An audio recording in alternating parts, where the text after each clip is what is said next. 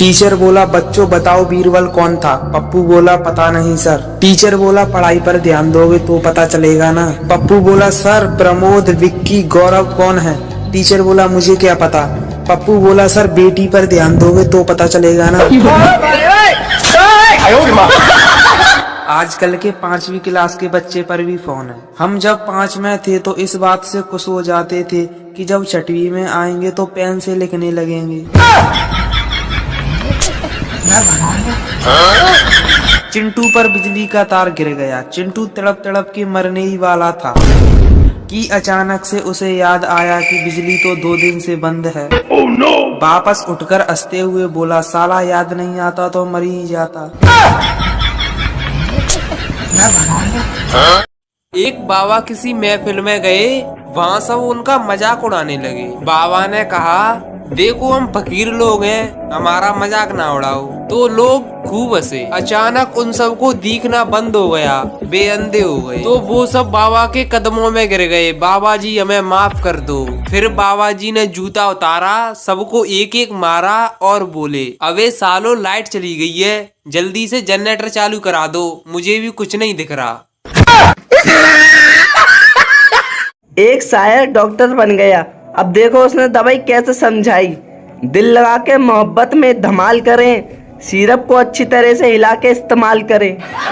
दिल मेरा टूट गया, उठी जब उसकी डोली, सुबह दोपहर शाम एक एक गोली।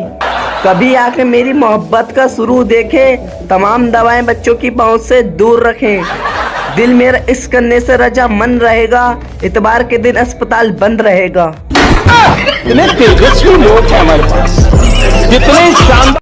अध्यापक क्लास में जनसंख्या के बारे में बच्चों को पढ़ा रहे थे। अध्यापक, बच्चों तुम्हें पता है देश की जनसंख्या बहुत तेजी से बढ़ रही है।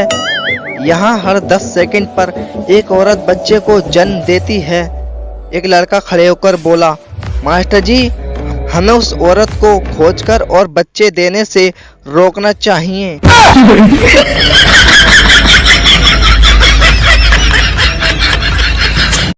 एक जाट अपने 6 महीने के बच्चे को स्कूल छोड़ने जा रहा था।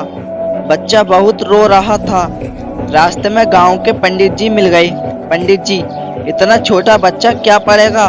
जाट, पढ़े या ना पढ़े, मन्ने के लेना, मन्ने तो जो सरकार कह रही सो करना। पंडित जी, क्या कह रही है सरकार? जाट, दूसरा बच्चा कब पहला स्कूल जाए तब।